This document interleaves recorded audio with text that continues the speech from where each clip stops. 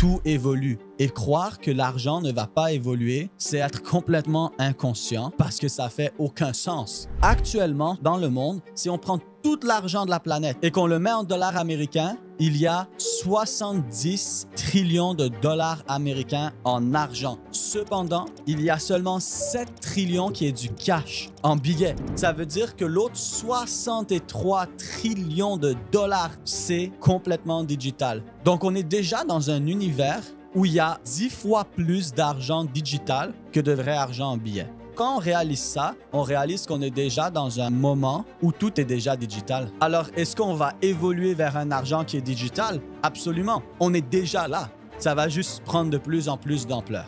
Le DCA, c'est quelque chose que la plupart des gens font et que vous allez entendre les conseillers financiers, les banques, etc. vous dire de faire. Qu'est-ce qui se passe quand tu fais ça? C'est que tu vas acheter à plein de prix différents. Est-ce que c'est mieux que de ne rien faire?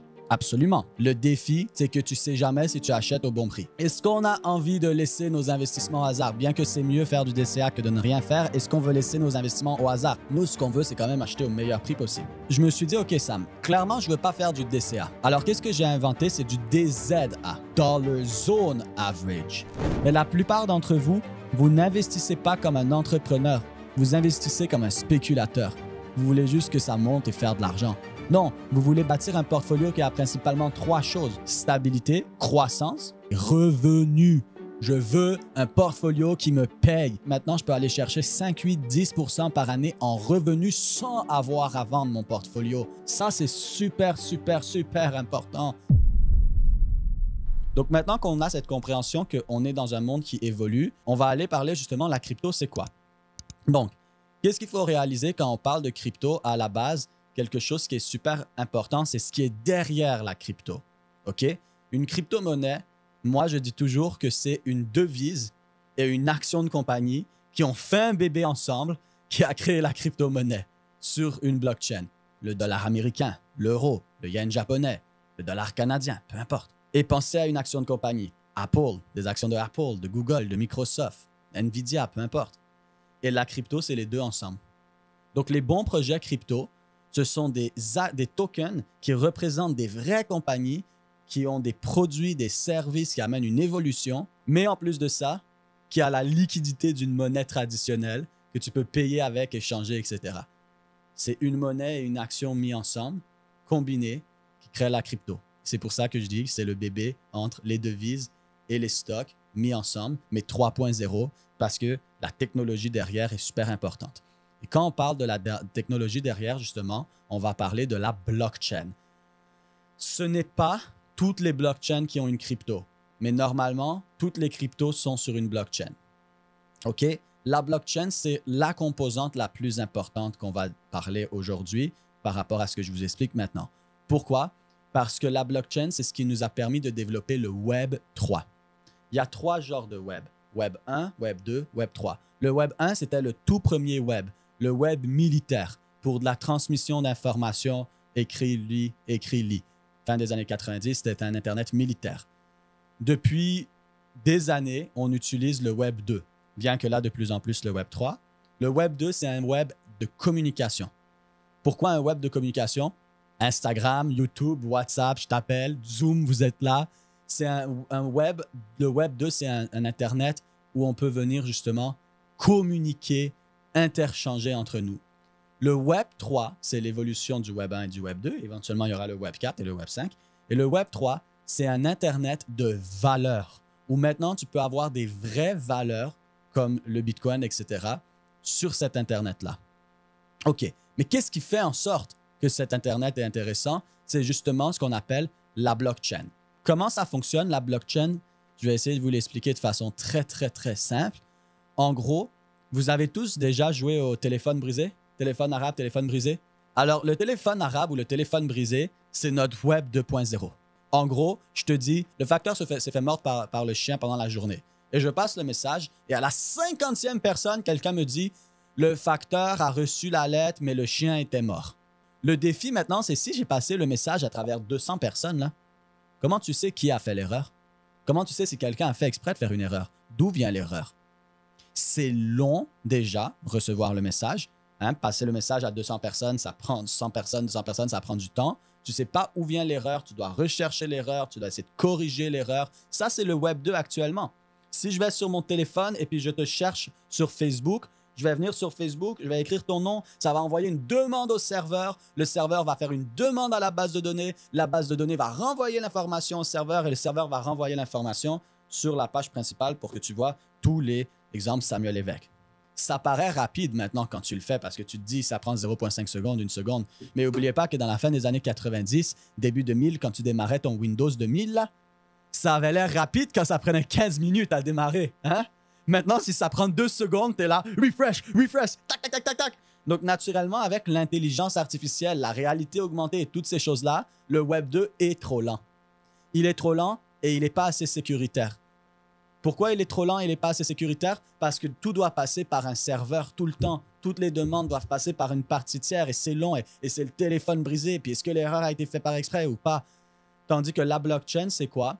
C'est un énorme réseau ouvert. Et maintenant, imaginez qu'on est 100 dans la salle. Comme là, maintenant, on est presque 200, peu importe.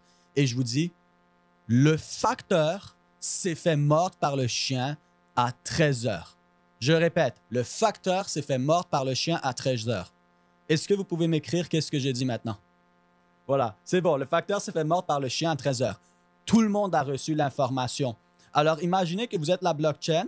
Chacun d'entre vous, vous avez reçu l'information et vous dites, voilà l'information. On voit en haut que Jordan et Mike, ils ont écrit la mauvaise chose.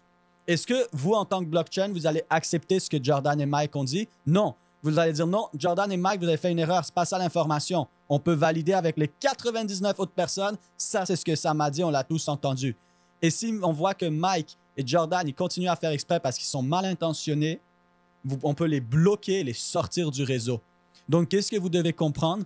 C'est que la blockchain, le Web 3, c'est un Internet ouvert, sécurisé, rapide, où tout le monde a l'information de façon transparente et où les ordinateurs sont capables de se parler entre eux dans le même langage. Donc, ils n'ont pas besoin de passer par le serveur et ensuite le serveur aller plus loin, puis ramener l'information. Puis si tous les ordinateurs sont capables de vérifier, se parler et se comprendre entre eux de façon intelligente et instantanée. Vous voyez la différence de rapidité, de sécurité, de transparence? Ben, c'est ça la différence entre le Web 2 et le Web 3. C'est ça la blockchain. La blockchain, c'est plein de blocs qui sont les ordinateurs comme vous actuellement qui reçoivent l'information et qui le notent pour toujours. Et c'est ça qui est derrière les cryptos. Et c'est ça qui est derrière Bitcoin aussi. So, quand on parle de Bitcoin maintenant, Bitcoin, ce n'est pas juste une monnaie digitale. Bitcoin, c'est une monnaie digitale sur une blockchain qui permet de faire des transactions n'importe où dans le monde, que tout le monde peut voir les transactions imbloquables. Même si j'ai envie d'envoyer de l'argent à quelqu'un au Japon, à Singapour, je n'ai pas besoin de payer des gros frais de banque qui me demandent « Mais pourquoi tu veux envoyer l'argent là-bas, Samuel? » Mais ce n'est pas de tes affaires. Ça me tente, c'est mon argent. Donc, c'est un argent que vous avez le contrôle complet.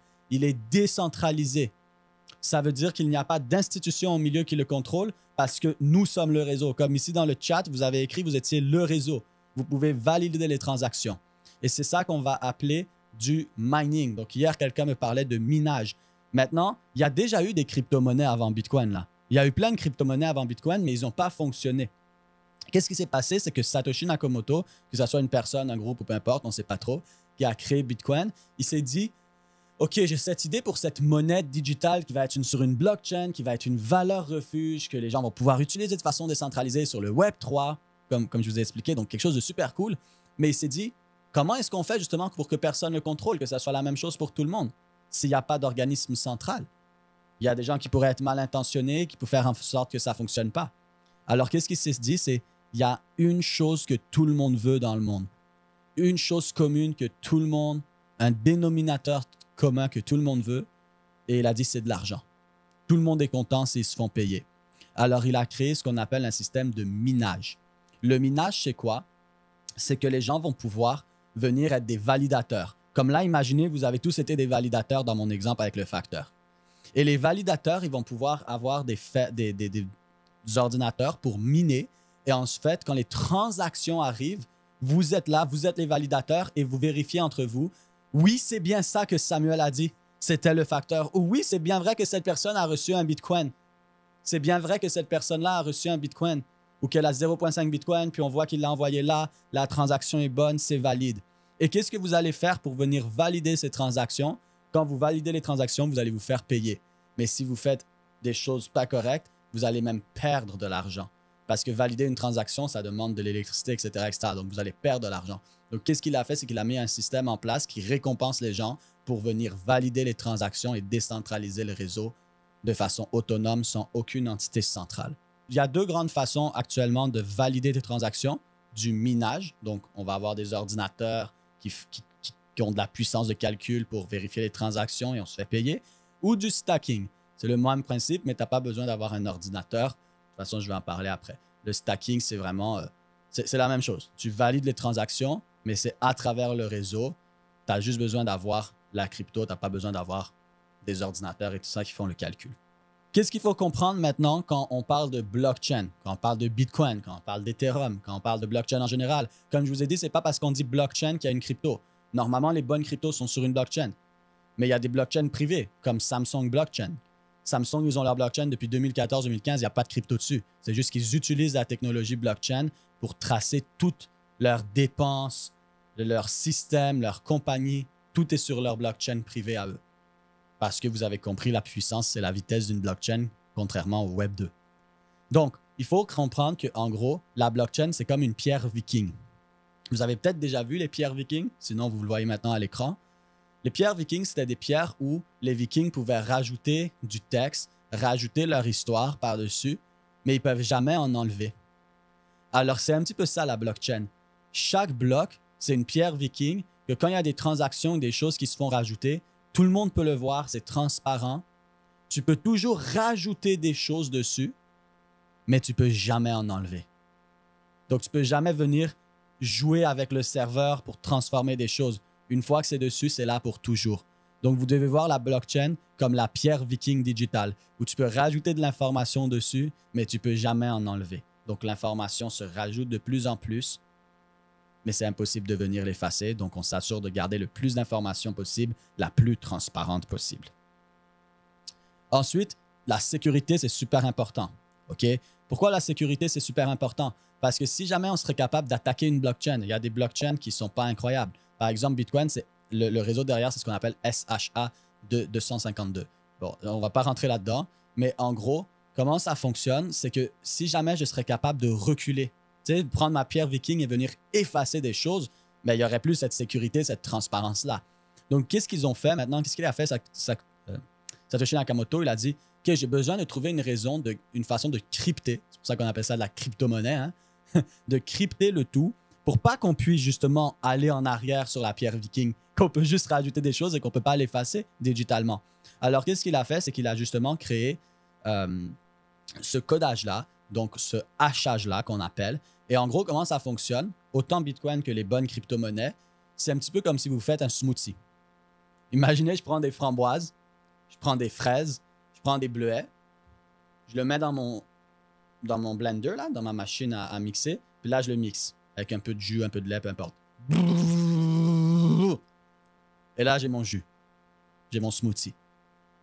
C'est absolument impossible de reprendre les fruits et de les ramener à l'état initial. Une fois que je les ai détruits dans un smoothie, je les ai détruits dans un smoothie. Alors, c'est en fait ça que le hachage fait. Il prend une transaction, par exemple, Samuel a fait telle transaction à JP et il la hache pour que les seuls qui sachent ce que le code veut dire, c'est moi et JP. Mais tu ne peux jamais ramener le code, la transaction à son état original. Comme tu ne peux pas ramener les fruits que tu as mis dans ton petit blender, dans ton petit mixeur, là.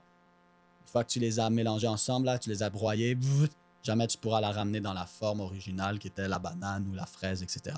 Donc, c'est ça, en fait, que la blockchain fait avec les transactions. Il est hash. Je ne vais pas trop rentrer là-dedans, c'est juste pour que vous compreniez. Tu sais, des fois, les gens me disent « Ouais, mais la crypto, c'est pas trop sécuritaire. J'ai entendu telle personne qui a perdu de l'argent. J'ai entendu ci, j'ai entendu ça. » C'est complètement faux. La crypto, c'est un des trucs les plus sécuritaires maintenant. C'est juste que les gens font des erreurs d'amateurs. C'est pour ça que c'est pas sécuritaire. Imaginez si j'ai ma carte de banque, là, puis j'écris mon code. Tu sais, mon code, quand je vais payer, je prends un collant, je colle un collant derrière ma carte et j'écris mon numéro de carte. Et là, je la jette par terre. Et là, tout d'un coup, quelqu'un la trouve, voit le NIP et va payer avec. Et je suis comme, oh, les cartes, ce n'est pas sécuritaire. Non, effectivement, si tu écris ton code sur ta carte et tu la laisses tomber par terre, puis que tu la laisses là au milieu du centre-ville, c'est pas sécuritaire. Mais les gens, c'est ça qu'ils font avec leur crypto. Puis après, ils sont comme, oh, c'est pas sécuritaire. C'est extrêmement sécuritaire. C'est toi qui n'as pas été sécuritaire. Vous voyez ce que je veux dire? Donc, c'est juste pour vous montrer qu'il y a une grosse sécurité derrière. C'est juste les gens, ils font un peu n'importe quoi. Ils vont noter leurs mots de passe en ligne. Ils vont utiliser pour créer des comptes, ils vont utiliser sur des échanges leur email de Google, leur email de Hotmail, ton email sur ton téléphone. N'importe qui peut se connecter à ton téléphone à travers Wi-Fi, Bluetooth, carte SIM.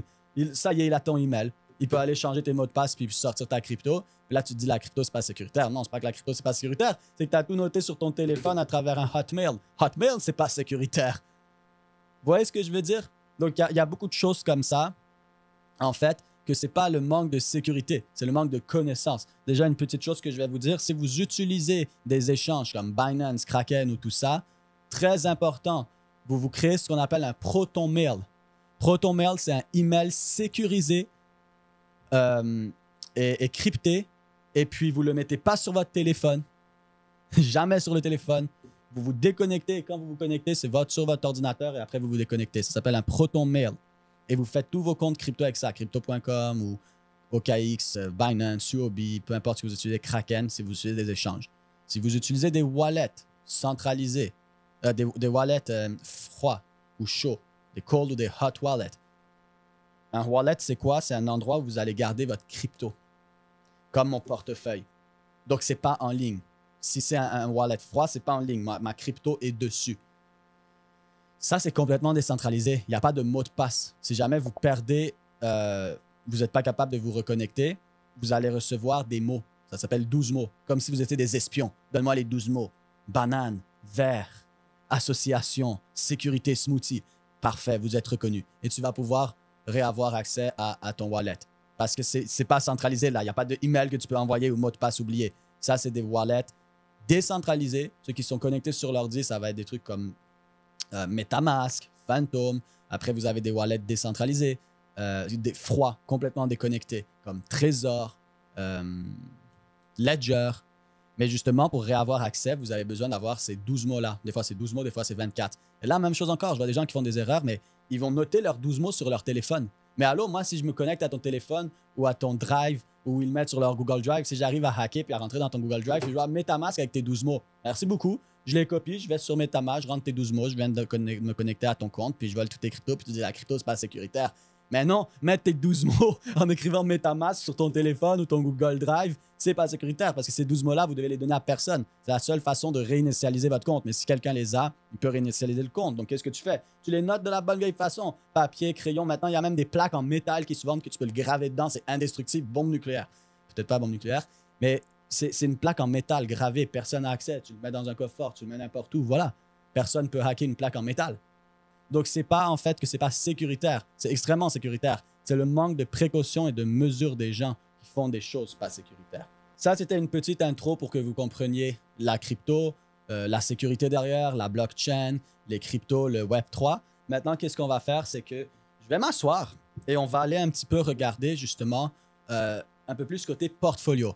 Et on va regarder ensemble une stratégie, quelque chose que moi j'aime utiliser qui s'appelle le DZA. Dollar Zone Average. Je vous répète, DZA. Dollar Zone Average. Vous avez sûrement déjà entendu parler de DCA, Dollar Cost Average. Le DCA, c'est quelque chose que la plupart des gens font et que vous allez entendre les conseillers financiers, les banques, etc. vous dire de faire. Du DCA, c'est du Dollar Cost Average. C'est quoi le principe du DCA?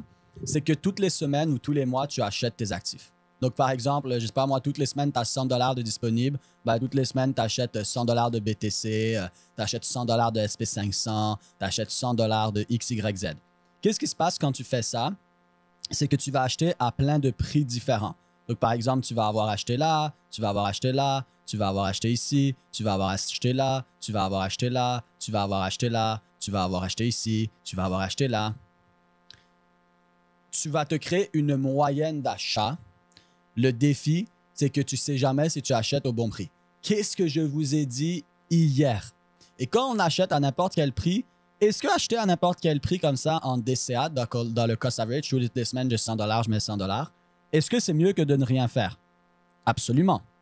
Cependant, on est d'accord qu'à certains moments, on est peut-être en train d'acheter à un prix beaucoup trop élevé et parfois à un prix qui est bon. On laisse un petit peu au hasard.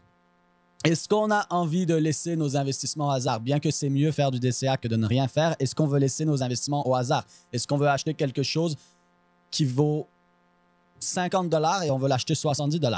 Est-ce que ça empêche qu'il peut aller à 80 $ ou à 90 $ ou à 100 $? Non, comme je vous ai dit hier, les gens sont fous et ils sont prêts à surenchérir. Et des fois, à l'inverse, ça va à 40 $ et ça tombe à 30 et ça tombe à 20 et les gens sont fous, ils sont prêts à vendre à cause qu'ils sont émotionnels. Mais nous, ce qu'on veut, c'est quand même acheter au meilleur prix possible. Donc, qu'est-ce que moi, alors j'ai créé? Je me suis dit, OK, Sam, clairement, je ne veux pas faire du DCA. Alors, qu'est-ce que j'ai inventé? C'est du DZA. DZA. DCA, c'est Dollar Cost Average. Tu achètes toutes les semaines, tu achètes tous les mois, peu importe le prix. DZA, c'est Dollar Zone Average. Qu'est-ce qu'on va faire? C'est qu'on va venir faire une analyse de projet. On va comprendre le projet, on va comprendre le graphique, on va comprendre qu'est-ce qui se passe. Et on va venir analyser des niveaux clés. Donc, par exemple, avec les étudiants dans les lives, on avait vu que le dernier niveau clé ensemble pour accumuler, c'était justement ce niveau-là ici qu'on était venu chercher. On était venu chercher ce niveau-là qui était notre dernier niveau, environ 49 000. Depuis ce niveau-là, on a fait quoi? Presque un petit peu plus que 100%. Depuis ce niveau-là, actuellement, aujourd'hui, on a fait 115% en 175 jours.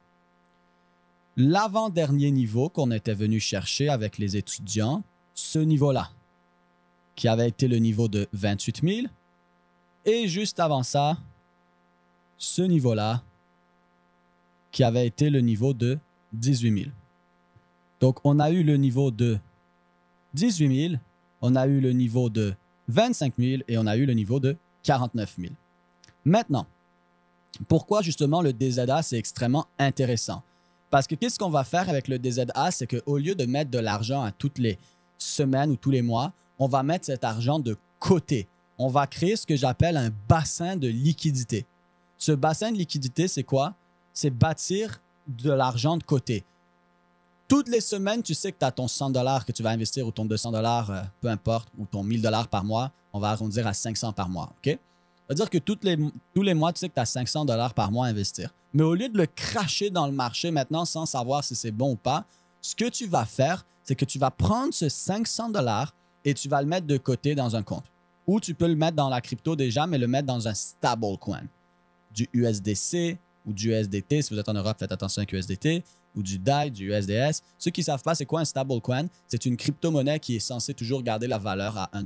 Donc, par exemple, le USDC, c'est une crypto-monnaie qui représente le dollar américain. Et donc, il est censé toujours rester à 1 $ américain. Il ne fluctue pas comme les autres cryptos. OK? C'est juste un dollar américain digital. Alors, on peut le mettre là-dedans. Pourquoi est-ce qu'on veut le mettre là-dedans? Parce que le but derrière le DZA, c'est pas de cracher l'argent à tous les mois. C'est de se bâtir un bassin de liquidité jusqu'à temps que les niveaux soient très beaux. On va faire un exemple. Par exemple, ici, regardez, ça a été notre dernier niveau, notre avant-dernier niveau avant celui-là. Présentement, de ce niveau-là, on a fait 300% en 497 jours sur BTC. OK? Mais regardez, de l'entrée du niveau jusqu'ici, on n'avait pas bougé sur BTC. Là, je ne parle pas en mode trading, je parle en mode portfolio parce qu'en mode portfolio, en mode trading, on a pris des trades. Ce n'est pas la même chose. Là, je vous parle en mode investissement, pas en mode trading. Et sur cette montée-là, justement, on a fait 183% en 75 jours ici, en 175 jours, mais ce qui est important, c'est qu'on n'a surtout rien fait pendant ces 175 jours. À part trader, on n'a rien fait, on a juste attendu que le marché monte. Quand on était dans ces niveaux-là, et encore une fois, les étudiants peuvent le témoigner, je ne vous dis pas ça parce que ça fait joli, les étudiants qui étaient là peuvent témoigner. Quand on était dans ces niveaux-là, c'était la création des ETF.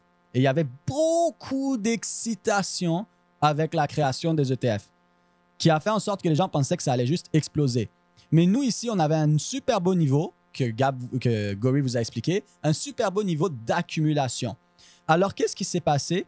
C'est qu'on a attendu d'ici jusqu'à là pour pouvoir réaccumuler. Est-ce qu'on a pris des profits et tout ça? Oui, je vais vous en parler après. Mais on a attendu d'ici à ici. Ça, c'est 294 jours. C'est presque un an, guys.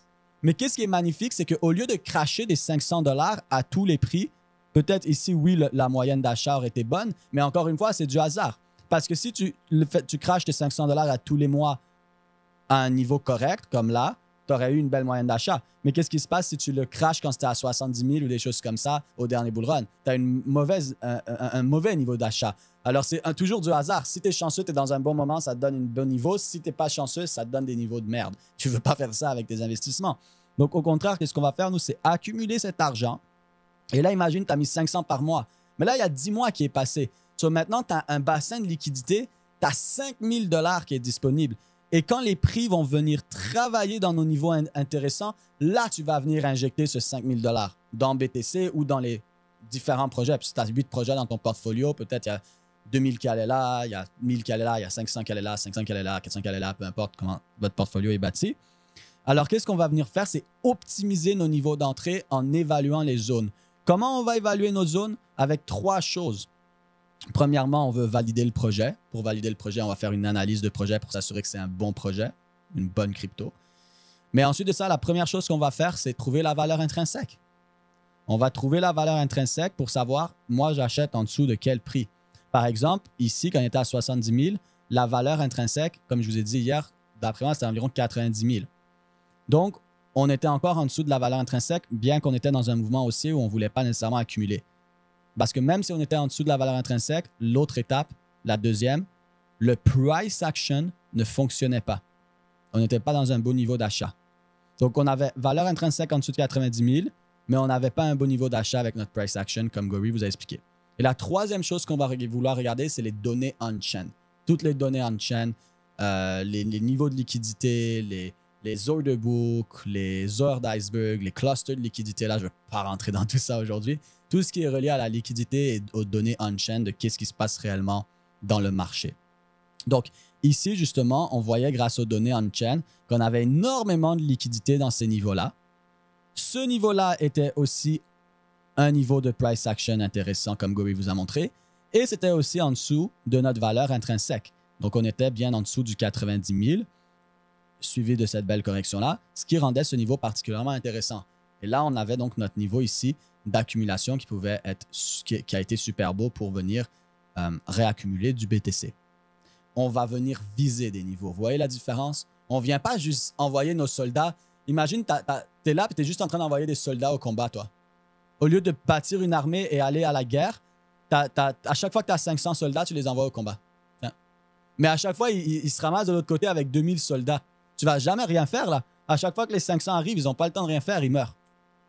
Non, alors qu'est-ce que tu fais? Tu constitues cette liquidité solide et tu rentres dans des niveaux pour maximiser les gains. Parce que une des plus grandes erreurs que les gens font, c'est qu'ils sont tellement dans des émotions et dans de la peur, dans ce qu'on appelle des cycles psychologiques du marché. Ils sont tellement dans de la peur et dans des émotions avec ces cycles psychologiques du marché que les gens, ils sont en train d'acheter à des prix complètement ridicules, soit en haut, soit en bas. Mais soit ils sont en train de vendre vraiment trop bas, soit ils sont en train d'acheter vraiment trop haut. So, nous, qu'est-ce qu'on veut faire? C'est justement maximiser ces niveaux-là, maximiser ces profits-là et venir rentrer à fond. Parce que justement, qu'est-ce que les gens font? C'est qu'au début, quand ils sont craintifs, parce que le marché commence à remonter, par exemple dans la situation ici, hein, où on a vu une grosse correction, vous voyez, on a vu cette grosse correction, les gens sont craintifs. Quand on commence à revenir dans des niveaux ici, les gens vont mettre 200 $, 300 $. Et quand ils commencent à faire des gains, là, ils vont mettre 1000 $, 2000 $, aller chercher la carte de crédit, aller faire des prêts. Est-ce que ça fait du sens, guys? Qu'est-ce que je vous ai dit hier? Plus le prix augmente, plus le risque, il fait quoi? Il augmente, yes. Ironiquement, dans le marché, ma croyance, moi, c'est qu'une fois que tu as trouvé tes bons projets, une fois que tu as bâti ton portfolio de façon intelligente, quand le prix est bas, tu veux te jeter les deux pieds dans le lac. En fait, tu veux être excité quand c'est bas et tu veux avoir peur quand ça monte. Mais les gens, ils font l'inverse. Ils mettent des petits 100, 200, 300 $ au début. Ils testent. Ils sont pas sûrs. Ils testent. Puis là, quand ils ont des gains et que ça a bien explosé, ils sont comme « Ah, je mets tout l'argent. » Mais non, ton risque a explosé aussi. Alors que c'est l'inverse que tu devrais faire. Tu devrais rentrer violemment dans nos zones justement de DZA qu'on a évaluées, rentrer de façon violente quand on arrive dans ces niveaux-là. Et plus le prix augmente, plus tu devrais commencer à avoir peur puis être comme « Ah, Est-ce que je mets encore de l'argent là? Vous voyez, mais les gens, ils font l'inverse. Ils testent avec la pointe du pied, puis après, ils rentrent comme des malades. Alors que dans le marché, c'est l'inverse. Quand tu as les bonnes informations, tu rentres comme un malade au début et ensuite, tu commences à avoir peur. Donc ça, c'est quelque chose de super important à comprendre. Donc, on va justement trouver des niveaux de DZA. Maintenant, personne n'a de boule de cristal. Et vu que personne n'a de boule de cristal, on ne peut pas savoir exactement, oui, c'est maintenant que le marché va aller là. Donc, souvent, on va avoir 2 niveaux de DZA. 2 ou 3 niveaux de DZA. D'accord? Par exemple, dans ce cas-là, au dernier achat, on avait eu 2 gros niveaux de DZA. On avait eu celui-là ici et celui-là. Donc, on avait 2 niveaux qu'on était en train de surveiller. Il a juste atteint le premier, il a explosé, il n'est pas allé au deuxième. C'est correct. Parce que là, qu'est-ce qu'on va faire? C'est qu'on va partager notre capital entre les 2 niveaux. Et là, souvent, les gens, c'est là où ils deviennent greedy.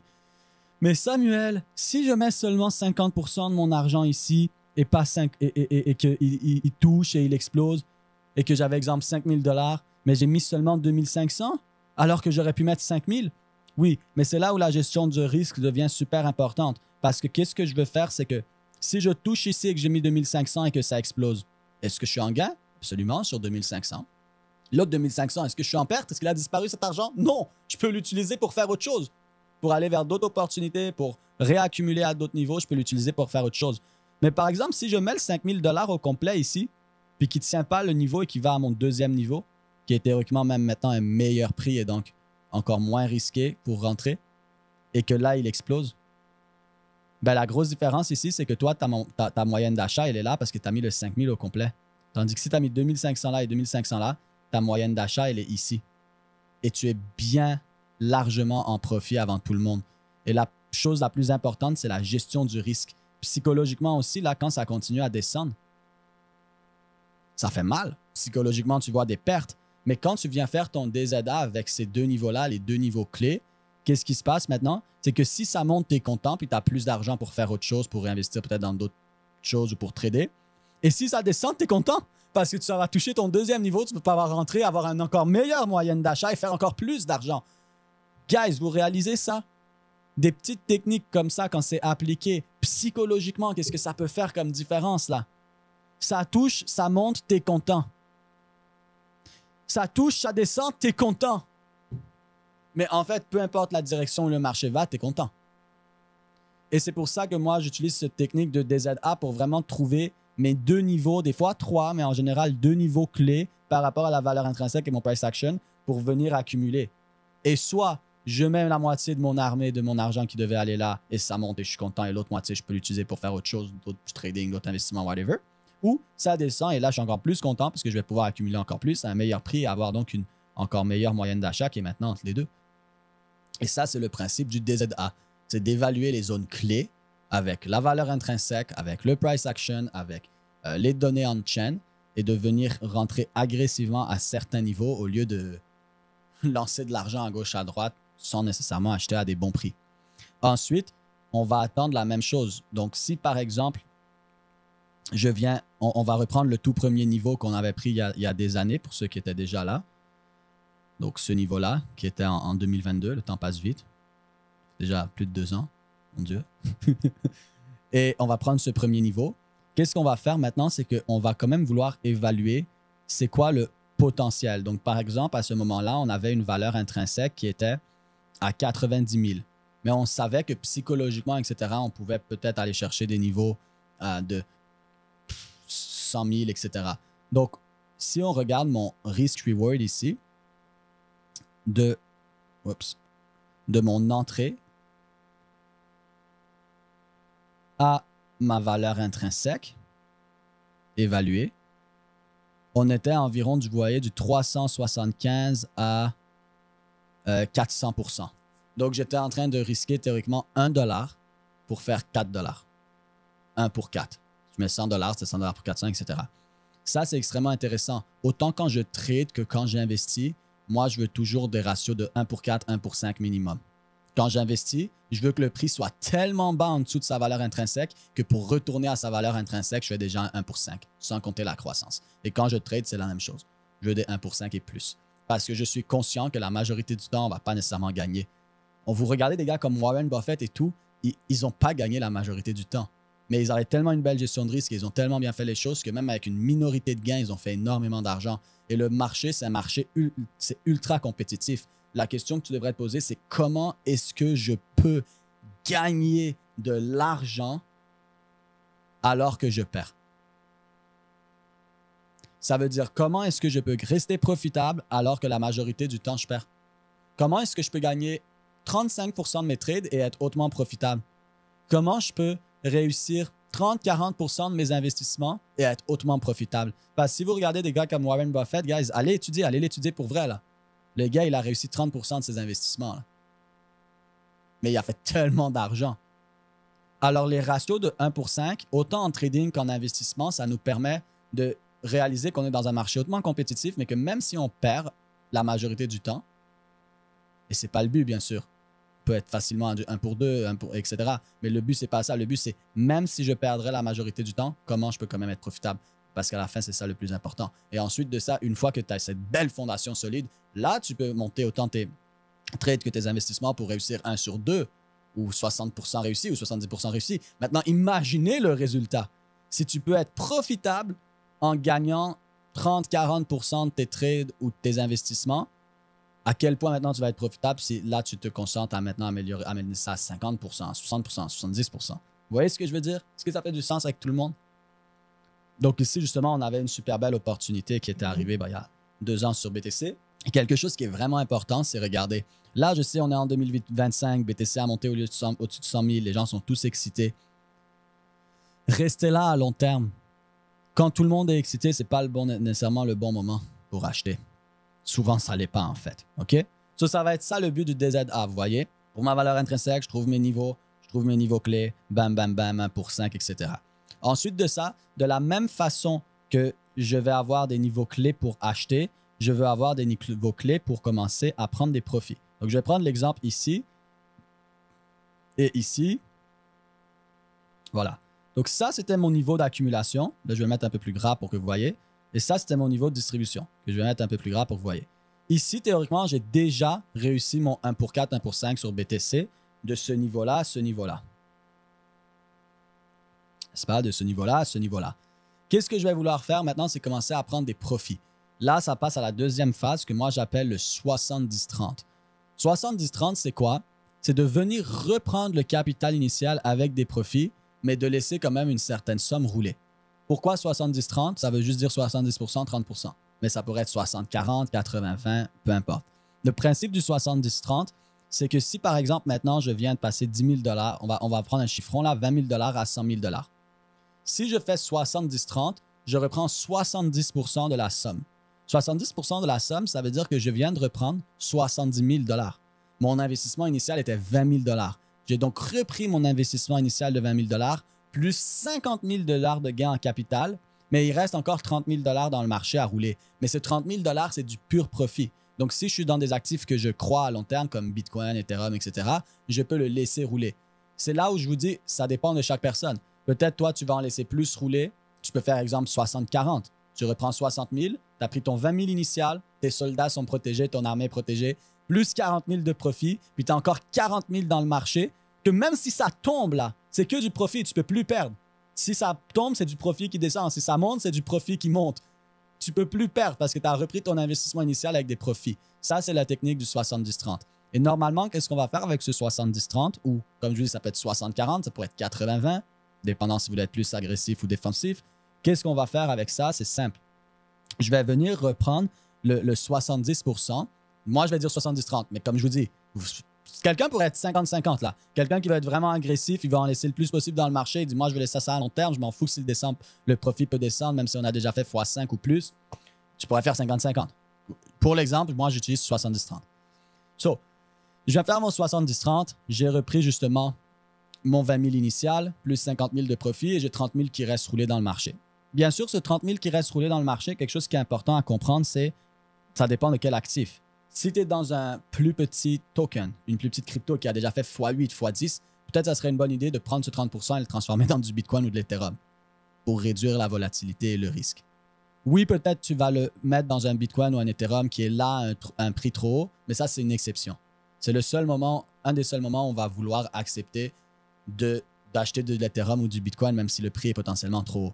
Parce qu'en fait, ce que je fais, c'est que je prends un actif plus volatile et plus risqué et je le transforme en un actif moins volatile et moins risqué. Je sais pas, moi, exemple, tu avais acheté du Pipcoin, du Shiba Inu et des choses comme ça, ou peu importe, des plus petits projets, ben, ça serait très intelligent de pas le laisser là et le transformer vers du Bitcoin ou de l'Ethereum qui a moins de volatilité. Puis comme ça, si tu veux le laisser à long terme, bien sûr, peut-être pour une retraite ou des choses comme ça. Vous voyez? Donc, je vais venir justement faire ce 70-30. Et là, c'est très difficile de... C'est pas que c'est difficile de vous expliquer ça, c'est que c'est quelque chose de très 1-1. C'est pour ça qu'on en parle beaucoup dans les lives avec les étudiants, puisque c'est quelque chose que ça dépend de toutes les situations. Quel âge t'as, quelle est ta tolérance au risque, c'est quoi ce que tu veux comme résultat, est-ce que tu veux aller plus agressif, moins agressif, est-ce que tu veux bâtir un trésor de pirate, comme je disais me dire, que tu bouges pas, tu touches pas jusqu'à ta retraite. Tu sais, là, c'est très personnel. Donc, je vous explique le concept général, OK? So, maintenant, je vais faire ce 70-30. Comme je vous ai dit, j'ai repris mon 70 000. Le 50 000 de profit que j'ai repris là, 20 000 initial, puis 50 000 de profit. Je ne vais pas m'acheter une Rolex. OK? Je sais que l'argent, ça peut brûler les mains au début. Je ne vais pas acheter une Rolex. Je garde cet argent de côté pour faire quoi, à votre avis? Pour mettre cet argent dans mon bassin de liquidité pour avoir encore plus d'argent quand les niveaux vont redescendre. Donc, la première fois, je suis rentré avec 20 000 balles. Mais quand je vais rentrer les prochaines fois dans mes niveaux de DZA, je vais rentrer avec 70 000 balles. Ça peut prendre un certain temps. On va attendre d'avoir encore une fois, comme j'expliquais, des beaux niveaux. Mais qu'est-ce que je suis en train de faire maintenant? C'est bâtir sur bâtir sur bâtir. Est-ce que je vous dis de ne pas prendre un peu de profit? Non, écoute, si tu as repris 70 000 $, 20 000 initial, 50 000 de profit, prends-toi un 5 000 $ pour aller en vacances avec ta femme ou peu importe, il n'y a pas de problème. Ce que je te dis, c'est de garder une grosse majorité de l'argent pour pouvoir réinvestir, pour pouvoir retourner dans des niveaux de DZA quand ils vont être intéressants sur ce même projet-là ou d'autres projets, dépendant comment tu as bâti ton portfolio. Un truc qui est super important à comprendre, c'est que si vous avez 20, 30, 40 projets dans votre portfolio crypto, c'est de la merde. Je suis très direct par rapport à ça, mais c'est ingérable. Tu n'es pas 100% pas capable de suivre 40 projets crypto, tout ce qui se passe, etc. Et comme je vous ai expliqué hier, on veut trouver des projets de qualité à un bon prix que la plupart des gens ne regardent pas. Je ne sais pas comment tu as fait ça avec 40 projets, toi. Comment tu as fait pour trouver 40 projets de qualité à un bon prix que les gens ne regardaient pas? C'est chaud. D'ailleurs, Warren Buffett, c'est un des premiers à le dire. Il est content s'il achète une nouvelle action par année, une nouvelle compagnie, ou même s'il réaccumule dans une compagnie déjà existante. Donc, ceux qui sont à 30, 40 projets crypto, je comprends là que vous êtes excités puis que vous pensez que vous savez ce que vous faites. On a dit qu'on pouvait être honnête, n'est-ce pas? On a dit qu'on pouvait être honnête et vous pensez que vous savez ce que vous faites parce que ça a monté. Mais t'es pas spécial. Quand la marée est haute, elle est haute pour tout le monde. Et comme dit Warren Buffett, quand la marée descend, on va voir qui nageait tout nu. So, c'est pas spécial faire de l'argent quand ça monte. C'est pas spécial faire de l'argent en 6 mois, en 1 an. Vous savez, le nombre de gens que j'ai vu, de personnes que j'ai vues en 6 mois, 1 an, 2 ans, il n'y a rien de spécial là-dedans. Ce qui est spécial, c'est ceux qui sont à 10, 15, 20, 30, 50 ans. Même moi, ça fait 9 ans, c'est pas spécial. En dessous de 20 ans, il n'y a rien de spécial. En dessous de 15, on va dire. OK? So, je vous inviterais fortement à vous concentrer dans un bon portfolio. Au lieu d'être dilué, faites de la diversification concentrée. De la diversification concentrée, c'est quoi? Justement, on va rentrer là-dedans. La diversification concentrée, c'est de justement venir prendre peut-être 5 projets, 8 projets, 10 projets. Honnêtement, à 10, 12, plus que 15, déjà c'est chaud. Si vous regardez quelqu'un comme Warren Buffett, 92% de son portfolio, c'est dans 9 compagnies. Et ensuite, il a 8% qui est là, oui, dans 20-30 compagnies. Mais il a juste 8% qui est dans 20-30 compagnies. 92%, des milliards, des centaines de milliards, c'est dans 9 compagnies. Donc, pourquoi? Parce que trouver un projet qui est bon, de bonne qualité, à un bon prix, qui est durable et que personne ne regarde, c'est pas que c'est difficile, c'est que c'est long. Le processus, c'est pas compliqué à chercher. C'est juste, c'est long. Il faut le chercher. Ça se fait pas en 30 secondes. Donc, on vient chercher nos niveaux de DZA. On vient chercher nos niveaux ensuite pour faire notre 70-30. Quand on fait notre 70-30, une des plus grandes erreurs des gens, les gens disent qu'il ne faut pas acheter un couteau qui tombe. C'est faux. Les gens ont la mauvaise définition d'un couteau qui tombe. C'est quand le couteau tombe qui a le meilleur prix. Cependant, c'est vrai que tu veux avoir une réaction. Par exemple, ici, on aurait pu dire « Ah, on ne veut pas attendre un couteau qui tombe. » Vous savez le nombre de personnes que j'ai entendu dire ça? On ne veut pas attendre un couteau qui tombe. Non, c'est juste que tu as un manque de connaissances majeur. Parce qu'ici, tu n'as pas un couteau qui tombe. Ici, tu as un couteau qui tombe dans un niveau de liquidité qui était dans notre price action, qui a eu réaction et tu peux rentrer. Mais les gens, ils vont faire quoi? Ah, je ne veux pas attendre un couteau qui tombe. Donc, ils vont attendre que ça touche, réagisse, explose et ils rentrent maintenant. Alors là, il y a deux types de personnes. Les gens qui attendaient que le couteau ne tombe pas, ils rentrent là. Et les gens qui avaient peur que le couteau aille plus bas, ils rentrent là. Morale de l'histoire, tout le monde rentre trop haut. Ceux qui attendaient que ça aille plus bas, finalement, ça remonte, ils ont peur, ils rentrent plus haut. Puis ceux qui étaient comme on va attendre que ça confirme, ils attendent tellement des grosses confirmations que finalement, le couteau, il tombe plus là. Alors, est-ce que c'est vrai? Oui, c'est vrai, mais pas comme les gens l'utilisent. La deuxième erreur que les gens font, c'est qu'ils vendent des fusées qui décollent. Ça fait mal. Quand tu trouves une opportunité ou un trade qui va dans ta direction, tu veux tirer tout le jus possible. Tu veux prendre le citron et le presser au maximum, OK? Surtout quand on a des niveaux comme ça, ici, vous voyez, ce genre de niveau où ça a baissé doucement, ça a accumulé, là, ça monte. Puis dès que ça remonte, les gens, ils voient 20, 30, 40% de profit, puis ils ne sont pas encore très excités. Soit ils veulent tout de suite reprendre des profits. Mettez-moi des 2-2-2 si ça vous est déjà arrivé. Je pourrais mettre des 2-2-2 aussi. OK? Mettez des 2-2-2 si ça vous est arrivé. Parce que ça a stagné depuis tellement longtemps, ça ne bougeait pas trop. Tu vois un 20, 30, 40%, t'es comme « Ah! » Puis tu vends. Mais ironiquement, quand le marché il explose, puis ça commence à faire des 100, 200%, puis ça n'arrête plus, là, les gens, ils gardent. L'être humain, il est incroyable, psychologiquement. Hein? Donc, tu ne veux pas vendre une fusée qui décolle. C'est pour ça que tu veux trouver tes niveaux de valeur intrinsèque, tes niveaux de price action. Dans le cas de BTC ici, on est dans du vierge. Hein? Il n'est jamais allé là. Mais des fois, on va avoir des niveaux de price action et de valeur intrinsèque intéressante, comme sur des bons projets comme Polkadot, que je vais vous montrer plus tard. Vous allez voir, on va le regarder ensemble. Souvenez-vous de cet exemple-là, vous allez voir. Et là, je peux justement créer mes niveaux de DZA. Est-ce que ça veut dire mes niveaux de 70-30? Moi, mes niveaux de 70-30, ce n'est pas dès que je touche. J'attends de voir comment il réagit. Si on a une réaction comme ça et puis qu'il stagne un petit peu, je vais sortir. Mais sinon, je vais attendre qu'il réagisse, qu'il brise et je vais faire du trail stopping. 100%, je ne parle pas aujourd'hui. Trail stopping, juste pour vous dire, ça fait en sorte qu'au lieu de faire du 1 pour 5, notre ratio de base était 1 pour 5, mais maintenant, on va pouvoir suivre le marché et passer ça à du 1 pour 6. Quand j'ai 1 pour 6, ça veut dire 1 $ risqué pour 6 $ gagnés. 1 pour 6, 1 pour 7, 1 pour 10. Moi, habituellement, quand je fais du trail stopping, je passe mes 1 pour 4, 1 pour 5 à environ du 1 pour 10, même 1 pour 12. Donc là, ça devient encore plus intéressant parce qu'on va suivre la fusée qui décolle. Et il y a une façon de faire, mais ça, on le voit dans les lives, on le voit dans la communauté. C'est impossible que je vous montre ça maintenant. C'est trop avancé. DZA, 70-30, parfait. Maintenant, on va parler un petit peu de portfolio. OK? Samuel, tu m'as dit 7, 8, 10 projets, mais comment je fais pour choisir ces projets-là? Comment ça fonctionne? Sur moi, ce que j'aime faire, c'est dire, tu as besoin de te créer une liste d'épicerie. Ceux qui sont déjà allés au Costco, vous savez ce que je veux dire. Pour ceux qui sont en Europe, Costco, c'est des gros magasins ici au Canada qui poussent à la surconsommation.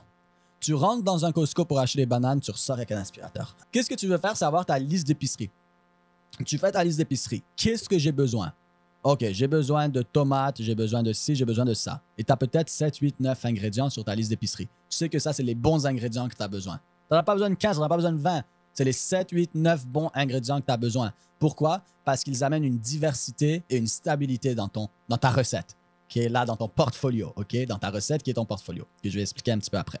Une fois que j'ai cette liste d'épicerie, je veux savoir à quel prix j'achète ces actifs-là, grâce à l'évaluation de la valeur intrinsèque, comme on a parlé un petit peu hier. Alors, je vais écrire les prix. Donc, je sais que je veux des tomates, je veux ci, je veux ça, j'en veux tant de quantité aussi. Est-ce que je veux une tomate ou 4 tomates? Alors, je vais devoir avoir dans mon portfolio, dans ma recette, j'ai besoin d'avoir un équilibre entre certaines choses. Par exemple, une tomate, c'est très acide. Si je mets trop de tomates, mon portfolio va être très acide. Mais si je mets trop ma recette, mais si je mets trop de certains actifs, mon portfolio va être trop volatile, trop risqué par rapport au retour. OK? Donc, je veux avoir justement ma recette claire. J'ai mes ingrédients et je sais la quantité par ingrédient. Il doit être 20% de tomates, ci, ça, etc. Et ensuite, je sais le prix par ingrédient. Donc, je sais que je ne suis pas prêt à payer plus que tel prix. Ça doit être en dessous de tel prix, ce prix-là ou en dessous pour venir acheter.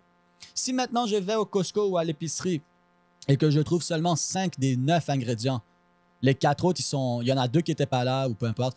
Mais bon, dans le marché, c'est toujours là. Donc, on va dire qu'ils sont tous là. Et il y en a 4 qui sont à un bon prix. Puis les 5 autres, ils sont à un prix de merde. Les 5 autres, ils sont à un prix de merde.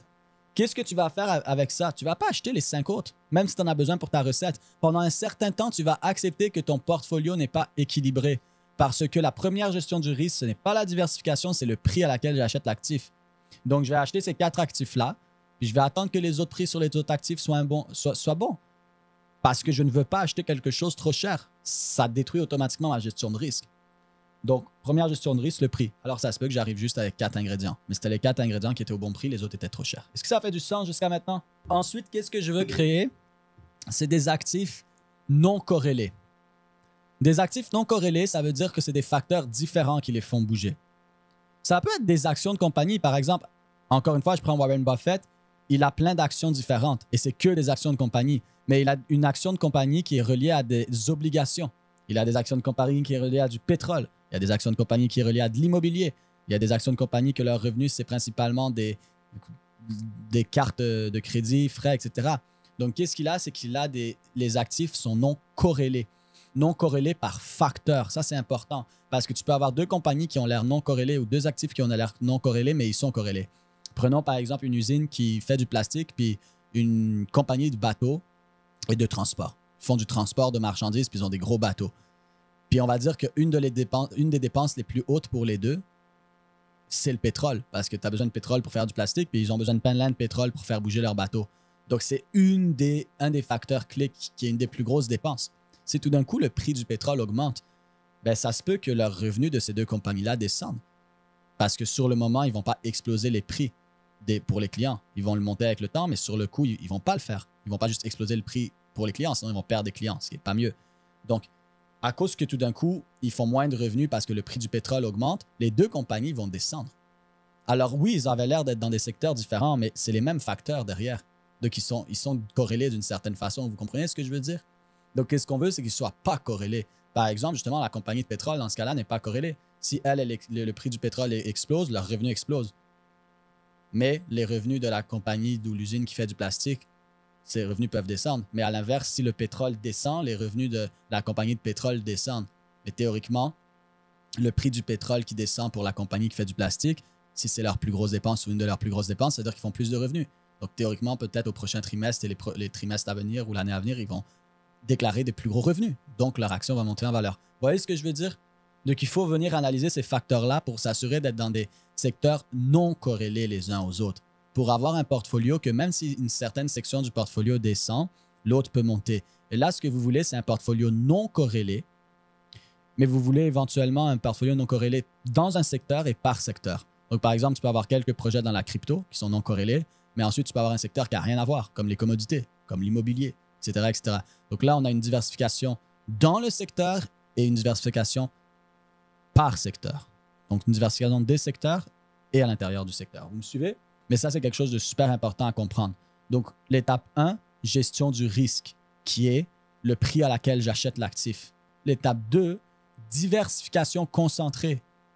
Quelques bons projets non corrélés. Et ensuite, qu'est-ce que je veux faire avec tout ça? C'est être capable de générer des revenus. Ça, c'est extrêmement important. J'appelle ça le IMM, Infinite Money Machine. Est-ce que maintenant, si je faisais un deal avec toi et je te dirais « Hey, moi, je suis en train d'acheter tel restaurant italien. Est-ce que tu veux qu'on fasse 50-50? » Là, tout d'un coup, tiens, j'ai Roger. Roger me dit « Ouais, moi, je veux bien faire 50-50. » OK. Roger et moi, on met 50% de l'argent. On est content, on est excité. Mais je dis à Roger « Hey, Roger, tu as 50% des actions, mais tout l'argent qu'on fait, ça va dans mes poches. Si toi, tu veux faire de l'argent, il faut que tu vendes tes actions. » Est-ce que Roger va accepter?